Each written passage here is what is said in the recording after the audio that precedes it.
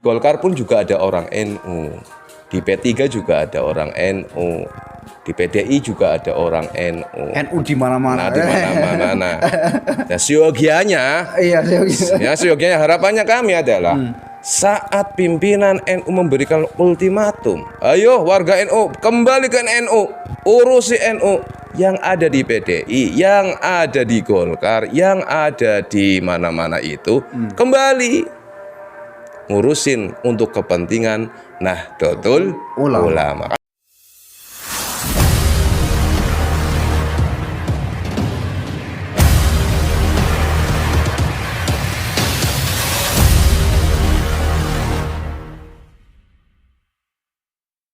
Assalamualaikum warahmatullahi wabarakatuh. Kembali lagi di channel Kula NU, kajian dan ulasan Ahlus Sunnah wal Jamaah Nahdlatul Ulama, Desa Selarang Kidul, Kecamatan Lebak Siu, Kabupaten Tegal. Ya, hari ini kita ketemu lagi, tentunya akan membahas berbagai macam persoalan ataupun bahasan yang nanti akan kita jadikan rujukan atau acuan terhadap perkembangan yang ada. Kali ini pada malam hari ini kita akan membahas tentang Muktamar Nahdlatul Ulama yang diselenggarakan nanti di Lampung pada tanggal 23 sampai tanggal 25 Desember 2021. Ada banyak hal yang perlu dibahas terkait dengan muktamar ini, tentunya dengan menyongsong 1 abad Nahdlatul Ulama yang dengan tema yaitu kemandirian umat untuk menggapai perdamaian dunia. Itu sangat mengena dan sangat relevan terkait perkembangan yang ada. Nah, alhamdulillah pada malam hari ini sudah hadir guru saya, merupakan tokoh NU terkemuka di desa saya, Desa Selarang Kidul. Alhamdulillah sudah hadir Pak Yai Zailani Sen. Sugeng rawuh Pak Yai. Matur nembah nuwun atas rawuhipun. Mugi-mugi nantinya menjadi obrolan yang menarik karena memang ada banyak hal yang perlu dibahas terkait dengan muktamar ini. Pak Yai Zailani, gimana kabarnya pada malam hari ini? Alhamdulillah sehat walafiat. Pandanganipun Mas Haris. Bisa. Sibuk nopo niki? Banyak sekali kesibukannya. Ada sibuk ngurusin anak dan lain sebagainya. Pokoknya beres kabeh lah. Alhamdulillah. Memang beliau merupakan di samping sebagai tokoh NU juga sebagai pegiat bisnis yang luar biasa. Jabatannya banyak sekali. Ini ada beberapa kurikulum vitae dari beliau. Yang pertama adalah nama Ustadz Zailani Sen, merupakan alumni Lirboyo, alumni Pondok Pesantren Lirboyo, yang merupakan kita ketahui betul bahwa Lirboyo sudah mencetak ulama-ulama besar di Indonesia. Dan mudah-mudahan nanti bisa menelurkan ulama-ulama lagi untuk mengembangkan faham-faham keislaman yang moderat, keislaman yang mampu menjaga tenun-tenun kebangsaan. Kemudian beliau juga aktif di LTMNU, Lembaga Takmir Masjid Nahdlatul Ulama cabang Kabupaten Tegal. Yang kemarin sudah dilantik periode 2021 sampai 2026. Mudah-mudahan amanah Kiai. Mudah-mudahan insyaallah, meskipun nggak ikut pelantikan ya. Nggih. Terkait dengan LTM juga kemarin sudah dibahas terkait dengan masjidan yang nanti besok tunggu kehadirannya ya, uploadnya, dan jangan lupa subscribe-nya nantinya. Kemudian beliau juga wirausahaan dan penggiat literasi keuangan, karena memang banyak sekali usaha-usaha beliau. Sekarang lagi membangun 1 juta kontrakan ya. Alhamdulillah. Nggih, santai mawon ya nyuwun sewu niki. Monggo. Nggih, kembali ke tema terkait dengan Muktamar NU yang nanti akan diselenggarakan pada tanggal 23 sampai 25 Desember ini, tahun ini. Luar biasa hiruk pikuknya ya. Betul. Banyak sekali gonjang-ganjing, banyak sekali intrik, bahkan sampai dipolitisasi, bahkan Rois Amnya sendiri mau digugat. Nah, itu sangat fenomena menarik tahun ini ataupun muktamar tahun ini. Nah, sebenarnya saya pengen tahu dulu ini muktamar itu bagaimana tuh, terus seperti apa sih konsepnya dari NU sendiri gitu. Monggo ya dari. Matur suwun Mas Aris. Terlebih dahulu kami Ucapkan assalamualaikum warahmatullahi wabarakatuh. Waalaikumsalam warahmatullahi wabarakatuh. Berbicara tentang muktamar memang nggih. Betul apa yang tadi disampaikan oleh Mas Haris bahwa untuk tahun ini memang ya gara-garanya kata itu semuanya adalah gara-gara PPKM. Intinya adalah PPKM. Dan manakala PPKM dihilangkan juga nggak ada masalah lah. Lancar saja. Ada akhirnya yang tadinya ada kubu-kubuan dan sebagainya sekarang insya Allah mudah-mudahan membawa keberkahan. Amin. Kita semua. Amin ya Allah. Baik, untuk muktamar memang ini jauh-jauh dulu sekali nih. Jadi kita mengulas tentang sejarah muktamar. Muktamar merupakan sebuah pertemuan puncak dari pengurus besar Nahdlatul Ulama. Bahasanya saja dari Amaro. Jadi menyatukan pemikiran untuk keberhasilan sebuah organisasi. Dan itu diperlukan oleh organisasi. Dulu memang waktu berdirinya NU pertama kali, itu muktamar ya hanya diikuti oleh beberapa kiai saja. Di tahun 2006 itu tempatnya di Surabaya, kemudian perkumpulan itu menyetuskan ada terjadinya kegiatan Nahdlatul Ulama. Dicetuskan itu adalah muktamar pertama. Sebetulnya itu adalah kumpulan-kumpulan ulama sehingga yang menjadikan berdirinya Nahdlatul Ulama. Tapi dicetuskan itu adalah muktamar yang pertama. Tempatnya di Surabaya. Kemudian di tahun berikutnya lagi juga berada di Surabaya selama 3 tahun, 26, 27, 28 masih di Surabaya terus. Nah, kok monoton Surabaya terus? Akhirnya kan, sekarang coba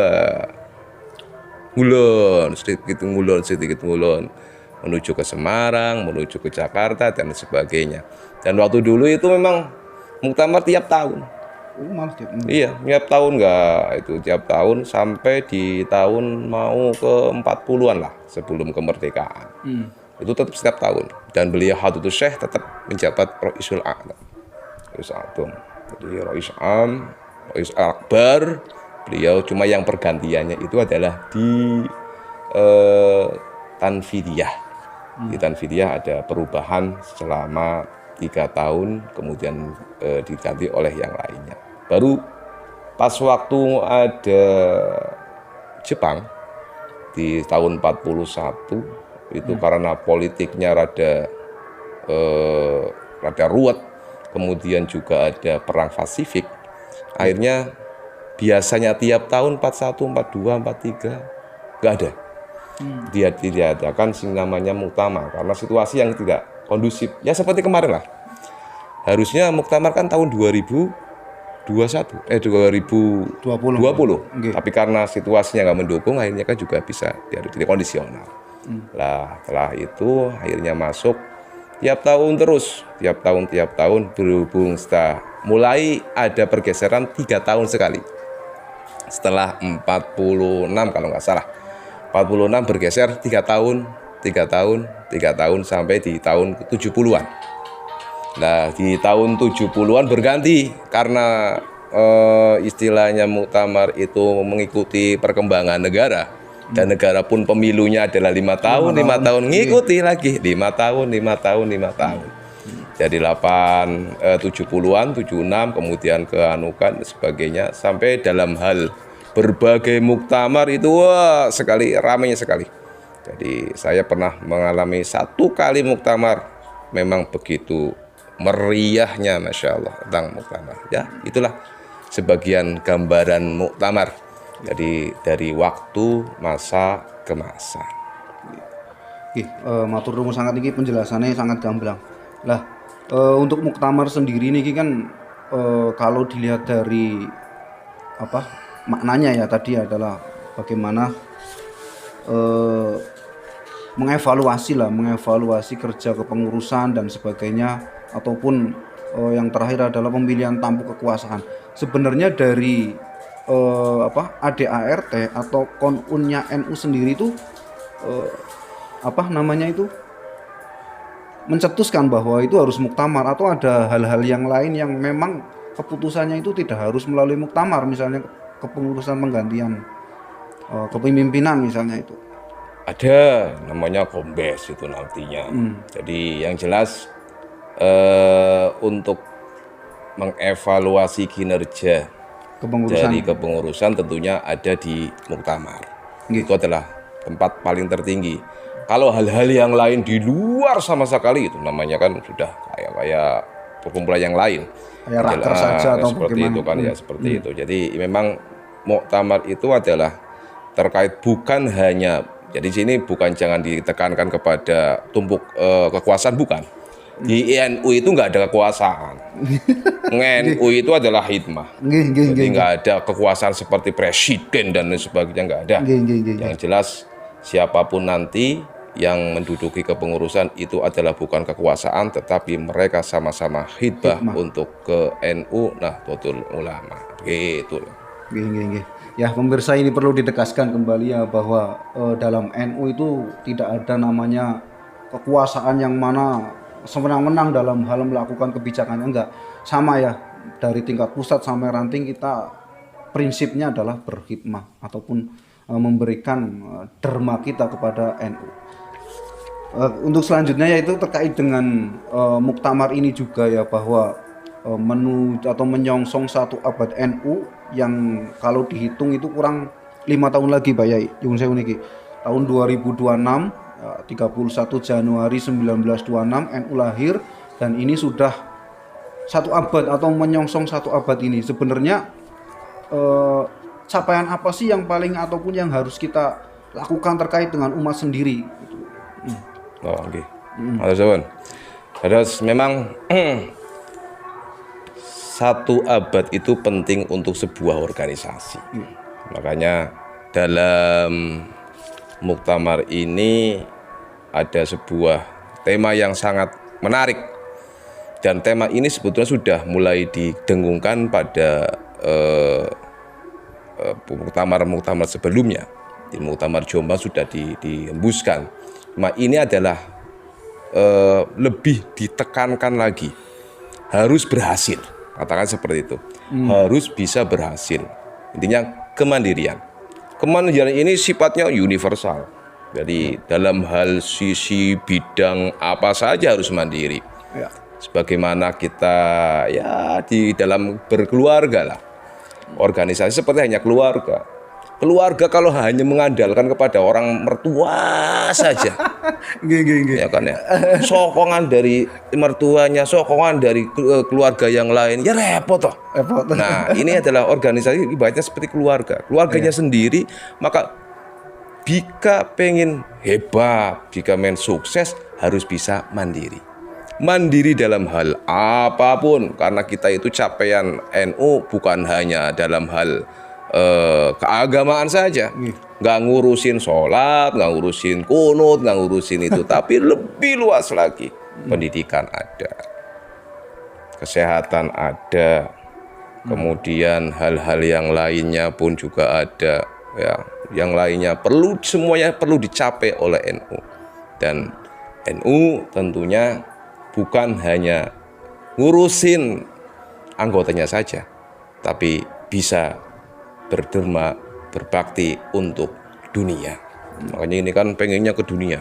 Jadi sebagai rujukan, dan alhamdulillah Mas Haris, NU ini organisasi agama yang terbesar. Wah, luar biasa ini. Ya, terbesar sedunia, nggak ada tandingannya. Dan jika ini sudah menjadi barometer ataupun untuk orang-orang lain di luar sana, ya insya Allah keislaman rujukannya adalah di Indonesia, ya tentunya di Nahdlatul Ulama. Kita perlu bangga sebagai warga Nahdlatul Ulama. Ya. Kemudian terkait dengan tadi ya, dengan menyampaikan kemandirian itu tidak hanya masalah 1 poin saja atau 1 unsur saja. Banyak kalau kita merujuk kepada universalismenya maknanya. Nah, terkait dengan itu, saya juga kebetulan ini ya, pengurus koin NU desa. Iya, kebenaran ini ya. Pengurus koin NU Desa Selarang Kidul. Nah, memang secara umum ya saya sendiri ya kalau bicara jalannya jalan, bicara mati ya jalan. Otomatis jalan kayak Iya. jadi hantu dong. Iya. Oke. Nah, dari secara pusat sendiri atau dari PBNU sendiri, dari awal ataupun dari sebelum-sebelumnya itu menyiapkan program bernama Koin NU atau bahkan sebutannya adalah Koin Muktamar ya. Betul. Nah, sebenarnya itu bagaimana sih ini konsep ini supaya nanti itu ketika diimplementasikan ke seluruh lapisan masyarakat itu bisa mengena dan kebermanfaatannya untuk semua juga. Betul. Nah, karena saya melihatlah dan saya mengamati bahkan mengalami sendiri tidak menutup bilang ketika ada program NU dijalankan hanya awal-awalnya saja anget-anget kuku, kemudian selanjutnya hilang entah kemana. Nah, untuk merespon ini atau untuk menanggapi ini sebenarnya bagaimana sih konsep dari Koin NU dan bagaimana untuk mengimplementasikannya agar lebih maksimal lagi terkait dengan pentasyarupan dan sebagainya. Oke. Untuk Koin NU memang ini gerakan mulai dari jadi bukan berawal dari PB sebetulnya. Ini gerakan dari bawah terlebih dahulu di Koin. Jadi merasa bahwa ada sebagian menganggap bahwa NU hanya seperti ini saja. Sedangkan ini adalah sebuah rumah sendiri. Lah, rumah sendiri kalau mau pengen mandiri kan ya harusnya kan patungan. Kalau misalkan bapaknya itu punya usaha, oke lah celengin untuk beli apa. Nah, ibunya punya usaha, celengin untuk mendirikan apa lagi. Dicampur-campur. Nah, konsep daripada Koin NU itu adalah agar dari warga, ya kan, untuk warga, untuk kemaslahatan anggota. Tentunya seperti itu. Kita tahu jumlah orang NU itu kan besar sekali. Ya meskipun ini data-data yang masih ya gimana lah ya. Nyuwun saya pulang. Meskipun kemarin juga ada pendataan juga ya berapa persen yang masuk yang ngikutin ya. Tetapi secara nasional memang juga sudah ada prediksi bahwa 80 jutaan warga negara Indonesia adalah warga Nahdlatul Ulama. Kita saja 80 juta. Seandainya satu warga 80 juta, seandainya ngasih duit 1.000 saja Mas Haris. Iya. 1.000 bae wis. Sudah sebulan 80 juta. Ya enggak 80 juta. Itu 8 triliun Mas Haris. Oh iya. Oh, 80 triliun itu. 1.000 saja. Wis 1 bulan itu kan. 1.000 saja. Andai kata semua, ya kayak sekarang saja lah. Warganya banyak 3.000. Seandainya 3.000-nya itu adalah 1 bulan 10.000 saja, ya kan ya 1 bulan 10.000 saja, ya kan banyak. Nah ini kan dan uang itu bisa untuk hal-hal yang kaitannya dengan organisasi. Manakala ada bencana bisa untuk diambilkan dari itu kan nggak ringan. Jadi kalau mengeluarkannya sedikit dan semuanya itu adalah semuanya sadar itu maka bisa dirasakan oleh semuanya. Begitu juga dengan Koin Muktamar. Gerakan Koin Muktamar ini ya begitu sudah masif sebetulnya sudah. Cuma tinggal pelaksanaan dari individu masing-masing anggota Nahdlatul Ulama. Dari tingkatan wilayah. Ya, wilayah sudah mulai kan. Cuma itu kan belum disebarkan luaskan kepada anggota Nahdlatul Ulamanya. Dan bahkan Mas Haris sudah masuk ke Koin Muktamar belum nih? Belum ini. Donasi kepada Koin Muktamar ini perlu kan? Bahwa jadi di tahun ini mencoba dan semoga sukses Muktamar ini dengan Koin NU. Jadi tanpa menggantungkan dari pemerintah, kita sendiri dari warganya bisa mengadakan acara Muktamar tanpa minta bantuan kepada siapa. Luar biasa ini. Itu kan. Jadi untuk hari ini kalau kita lihat di situs Koin NU Muktamar itu kebutuhannya adalah 5 miliar Mas Haris. 5 miliar. 5 miliar. Jadi baru terkumpul ada hanya 1 miliar, berapa itulah. Wah, masih banyak sekali. Silakan bagi yang masih punya uang receh ataupun uang nggak recehan, donasikan untuk Muktamar. Karena dengan kita sama-sama mendonasikan sebagian hartanya untuk Koin Muktamar, insya Allah kesuksesan akan di depan mata. Kan seperti itu. Nggih, nggih. Makin menarik pemirsa YouTube dimanapun berada ya terkait dengan pembahasan kita rupanya hal-hal yang berkaitan dengan muktamar ini sudah hampir selesai sebenarnya ya. Tapi ada yang masih mengganjel di saya. Masih mengganjel ya ini. Nyuwun sewu ini. Karena memang gaung dari muktamar sendiri itu yang ada adalah intriknya Pak Yai. Tapi untuk suksesinya ataupun untuk figur-figurnya seolah-olah kok kita kekurangan figur, padahal kalau melihat sumber daya manusia NU, wah jangan dilihat lah, jangan ditanya lagi lah bahwa kita malah berlimpahan. Tapi ketika ada acara muktamar seperti ini, figur-figur itu kayak seolah-olah menghilang. Ataukah ini prinsip sami'na wa ta'na, ataukah prinsip benar-benar mengedepankan itu, atau bagaimana ini ya? Ini memang di dalam tubuh NU itu kan budaya pesantrennya kental banget. Ya Allah. Jadi budaya pesantrennya kental banget. Artinya budaya pesantren itu nggak mau nyalon. Nggak mau nyalon. Di dalam NU itu nggak ada yang mau nyalon. Tapi kalau dicalonkan, nah ini kalau dicalonkan, tuh itu pun harus dengan beberapa pertimbangan pribadi masing-masing itu. Ada kalanya ada yang ya minta petunjuk dengan bersama-sama petua kepada para sepuh. Kadang ya ziarah ke wali-wali dengan sampai bisa sampai istikharah. Bagaimana kalau misalkan ini diminta untuk menjadi calon? Itu jadinya dalam NU itu nggak ada orang yang nggak seperti partai lah. Kalau kemudian presiden itu beda lagi, itu pasti mencalonkan sendiri. Kayak Pak Desa mencalonkan sendiri kan seperti itu. Nggak ada yang dicalonkan. Tapi dalam NU itu budaya pesantrennya. Karena NU pesantren besar. NU pesantren besar, jadi seakan-akan kayaknya nggak ada orang lagi. Kok hanya dua saja antara Said Akil dengan Gus Yahya. Nah seperti itu seakan-akan sebetulnya gudang Mas Aris. Banyak sekali figur-figur yang mampu untuk menjadi ataupun menggantikan Said Akil menjadi pucuk pimpinan, ya kan ya, komando dari NU itu sendiri banyak. Jadi jangan khawatir Mas Haris, Anda juga bisa menjadi siapkan sendiri, siapkan. Jadi seperti itu. Terima kasih nih, sedikit ada gambaran ya. Tapi saya juga punya persepsi ketika ketika NU terus ada momen muktamar seperti ini, tentunya kepentingan politik ada pasti ya. Oh pasti itu. Atau kubu-kubu yang backup sana backup sini, seolah-olah itu ajang inilah.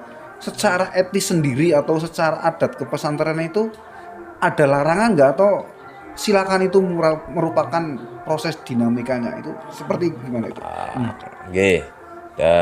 Untuk masalah politisasi memang perlu, tapi nggak masalah sih. Yang penting jangan beruang Mas Haris. Oh ngoten. Jadi jangan pakai model yang seperti itu. Tentu dalam dunia ini hampir mendekati 2004 Mas Haris. Ini ada kadang-kadang Pilpres, otomatis ini muktamar sudah berbagai pasangan masing-masing parpol di non PKB sudah siap-siap Mas Haris. Sudah siap-siap. Kubu sini sudah menyiapkan untuk ini, dan ada dari masing-masing itu karena jaga kepentingan. Makanya kan Ngapunten memang untuk kemarin-kemarin itu sudah dimulai. Kemarin-kemarin itu ada yang mengatakan harus tanggal 17 harus diundur. Itu adalah dinamikanya ada dari politik itu sendiri, ada dan politiknya ada. Tapi alhamdulillah kan sekarang mudah-mudahan ya, yang penting ya kalau memang ada unsur politik, karena memang dipandang NU itu adalah strategis ya, dan mayoritas otomatis kan 80 juta suara kan andai kata bisa kita raih kan, itu kan bisa untuk menjadikan politiknya para parpol itu sendiri kan, seperti itu. Ya, kalau seperti itu berarti NU nanti dijadikan sebuah tadi konsepnya adalah lumbung suara, dijadikan hanya lumbung suara ataupun ceruk untuk digali airnya, kemudian setelah itu dibuang lagi, apa seperti itu? Nah, harusnya jangan, ya kan? Cuma memang tradisi yang ada, yang sekarang ini ya seperti itu, dan ini harus dimulai disingkirkan yang tradisi itu. Kan banyak kan orang kiai-kiai didatangin oleh calon waktu mau kan dan masuk sebagainya, ya. di saat mau nyalon didatangin dan sebagainya, saat sudah jadi ditinggalin. Kan seperti itu. Jadi kan, dan ini budaya yang seperti itu seharusnya sudah mulai kita singkirkan. Jadi ya NU memang besar dan orangnya, makanya kan NU kan mudah mulai lepas. Dalam jamiahnya sudah melepas. Cuma punya tempat sendiri Mas Haris, tetap. Jadi kan secara jamiah memang lepas, tidak dalam hal politik, hanya mengurusan adalah keagamaan. Tetapi punya tempat sendiri yang dulu waktu Gus Dur almarhum itu kan mendirikan partai sendiri, yaitu partai PKB. Tapi tidak melepas bahwa di Golkar pun juga ada orang NU, di P3 juga ada orang NU, di PDI juga ada orang NU. NU di mana-mana. Nah, di mana-mana. Nah, siogianya harapannya kami adalah saat pimpinan NU memberikan ultimatum, ayo warga NU kembali ke NU, urusi NU yang ada di PDI, yang ada di Golkar, yang ada di mana-mana itu kembali ngurusin untuk kepentingan Nahdlatul Ulama. Kan seperti itu kan. Itu konsep awal seperti itu, makanya silakan kemana-mana. Tapi saatnya ada satu ketetapan, harapan dari Nahdlatul Ulama untuk Nahdlatul Ulama yang ada di mana-mana itu adalah bergerak bersama-sama untuk kembali untuk menyukseskan Nahdlatul Ulama. Kan banyak sekarang kan orang miskin ya juga orang NU banyaknya. Nah, seperti itu. Kalau bicara dengan seperti itu maka harus kembali kepada Nahdlatul Ulama. Harusnya seperti itu. Itu hanya jembatan saja. Nah, harapan dari Muktamar tahun ini dan tentunya adalah NU ke depan itu seperti apa dari persepsinya panjenengan ya nyung sewu. Yang jelas untuk Nahdlatul Ulama kita bersama-sama doakan mudah-mudahan pelaksanaan Muktamar 34 di Lampung yang akan dimulai tanggal 23 sampai 25 Desember berjalan lancar. Berjalan lancar, tidak ada hambatan apapun. Proses perizinan dari awal sampai akhir sampai nanti adalah menjadi sukses lah, katakanlah sukses dan bisa membawa kemaslahatan untuk bersama. Tentunya banyak capaian-capaian yang harus dicapai untuk Nahdlatul Ulama. Di antaranya adalah yang tadi sudah dipaparkan adalah tentang keanggotaan Nahdlatul Ulama. Yang pertama, yang kedua adalah tentunya pengkaderisasi. Jadi anggota tanpa dikaderisasi percuma Mas Haris. Kurang militan. Iya, kurang militan. Nah, seperti orang yang masuk di pemiliteran, lalu polisi, jadi kan semangat semuanya. Nah, itu harus ada pengkaderan. Makanya dimulai Muktamar ke-33 kan itu kan sudah mulai ada pendidikan, pengkaderan. Kalau di NU ada PKP. Kemudian ada madrasah juga, ada madrasah tingkatannya untuk pengkaderan juga. Dan sekarang ada lagi Mas Haris yang bagus. Ini mengkader Rois Suriah Mas Haris. Ada lagi ini ada mengkaderan Rois Suriah memberikan Jadi ada pendidikan khusus untuk menyiapkan para kiai agar dalam membina menjadi Rois Suriah benar-benar sesuai arahan. Nah, seperti itu ada lagi nanti. Jadi ini mudah-mudahan pengkaderan yang sedang digenjot lagi di kemudian hari. Sayangnya kemarin Mas Haris itu kan pandemi, jadi kan PKP mulai nggak ada kegiatan pengkaderan, sudah nggak ada dan sebagainya. Dan mukanya dengan pandemi yang sudah mulai mipil, sudah sedikit-sedikit hilang, ke depan 2022 bisa ada pengkajian ulang, sehingga kesemangatan warga Nahdlatul Ulama untuk mandiri betul-betul dimulai dari tingkat bawah. Jadi kalau di atasnya pengen, kalau bawahnya nggak bisa kan ya percuma. Program nggak jalan. Nggak jalan harusnya. Iya. Dari bawah semangat semuanya, semangat dengan ber-NU, insya Allah PB enteng menjalankannya seperti itu. Ya alhamdulillah tadi sudah dibahas berbagai macam terkait dengan muktamar dan masalah program KOIN NU yang memang menjadi viral sebenarnya ya. Bahkan sampai dunia ya KOIN muktamar bisa seperti itu. Dan itu pun belum maksimal kekuatan dari NU sendiri. Nah, terakhir Pak Yai nyuwun sewu terkait dengan diranting ya yang merupakan objek penderitanya atau yang merupakan apa sih namanya roda jalannya NU itu adalah di ranting. Nah, di ranting sendiri terutama terkhusus dari Selarang Kidul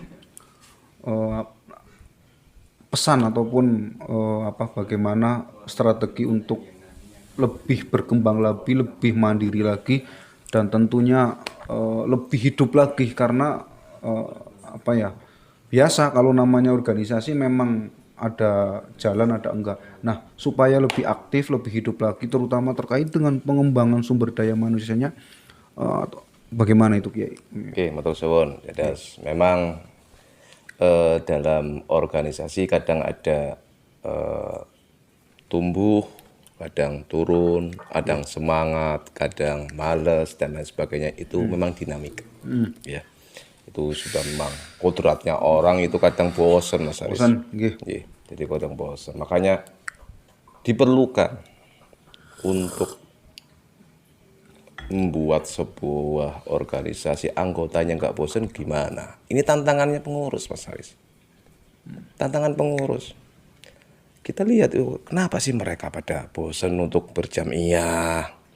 Kenapa sih ini nggak mau ikut dengan jamiah? Ini kan harus ada titik temunya.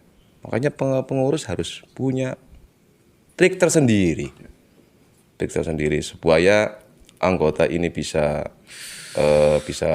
kembali semangat. Tentunya berbagai dengan perkara bermacam-macam cara, banyak sekali lah. Kalau zaman sekarang itu kan harus sesuai dengan ngikuti zamannya.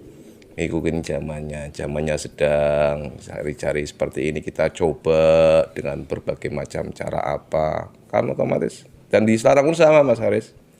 Di Selarang itu dari berbagai macam organisasi NU yang ada, baik itu adalah NU-nya, Muslimatnya, Fatayatnya, Ibnunya, IPPNU-nya, Ansornya, itu nggak menyeluruh anggotanya. Per blok. Ya. Per blok. Satu sisi ada yang banyak di blok Wetan. Kadang ada kalau misalkan di NU yang blok Wetan sedikit, ya kan, nggak terlalu itu. Di Fatayat tadi saya didatangin oleh orang ibu-ibu Fatayat, itu ngeluh juga seperti itu. Di blok Lor itu nggak ada seorang anggotanya, sedikit sekali. Nah ini kan perlu bagaimana strategi untuk menggait mereka-mereka yang saya yakin nih Mas Haris. Jadi warga Selarang itu pasti kalau dikatakan kamu Muhammadiyah ya, nggak akan mau. Nggak ada yang mau jelas. Nggak ada yang mau. Kamu Muhammadiyah ya, nggak ada mau. Dia sudah mengaku bahwa NU. Tapi untuk berjamiah, nah inilah. Jadi menjamiahkan warganya supaya bersama-sama dalam ikut organisasi. Ini masih kadang yang enggan, kadang yang malas, kadang mulai sibuk dan sebagainya. Jadi marilah di warga Selarang, mumpung masih ada tempatnya masing-masing, yang anaknya masih di dalam duduk di dalam sekolah, belajar ikut dalam Ibnu, IPA atau IPPNU. Nah, kalau yang sudah mulai perkuliahan, belum nikah, ada wadahnya. Kalau yang laki-laki ikuti di Ansor, ya kan, di Ansor. Kemudian misalkan sudah berkeluarga yang ibu-ibu, ya yang kaum wanita, kaum perempuan ada wadahnya namanya Fatayat. Nah, yang sudah sepuh-sepuh misalkan dan ini masuk dalam dunia muslimat. Insya Allah dengan masuk bersama-sama ikut andil sebagai warga Nahdlatul Ulama, masuk berjamiah.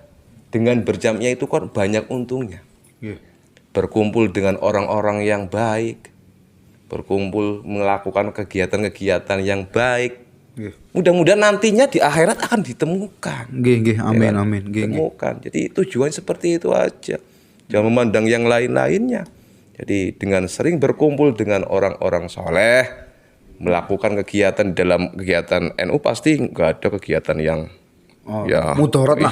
Pasti kan masalah lah. Masalah. Insya Allah akan kembali kepada manfaatnya kepada anggota atau pribadi masing-masing. Yang tadinya kurang bergaul bisa nanti di situ bisa tambah banyak teman.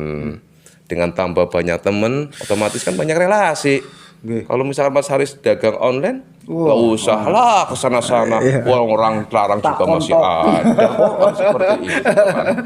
Kalau misalkan punya dagangan apa saja kan bisa. Nah ini komunitas diambil sisi baiknya saja.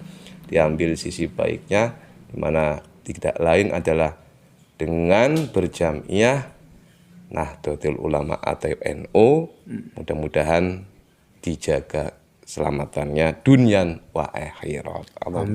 Amin ya robbal alamin. Matur nembah nuwun atas rawuhipun, atas pencerahanipun. Semoga nanti bisa memberikan wawasan baru terkait dengan muktamar dan sebagainya.